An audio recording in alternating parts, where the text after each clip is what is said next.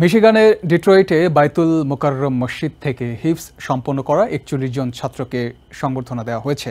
রোববার রাতে মসজিদের ১৯তম ইসলামী মহাসম্মেলনে তাদের এই সংবর্ধনা দেওয়া হয়।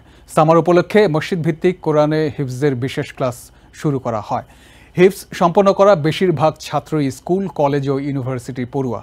সাধারণ ছাত্র ছাড়াও হিফজ সম্পন্ন করাদের মাঝে কয়েকজন ডাক্তার ও ইঞ্জিনিয়ারও রয়েছেন। অনুষ্ঠানে হিফজ সম্পন্ন করা ছাত্রদের মাঝে সম্মাননা ক্রেস্ট, মেডেল ও বই উপহার তুলে দেন হিফজ ক্লাসের শিক্ষক সহ অনুষ্ঠানের মেহমানরা।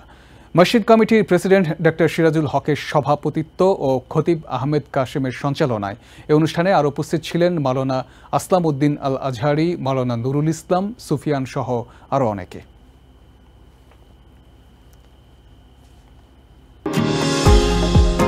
নিউ ইয়র্ক থেকে সম্প্রচারিত TVN 24 টেলিভিশন বিশ্বজুড়ে বাঙালির কণ্ঠস্বর।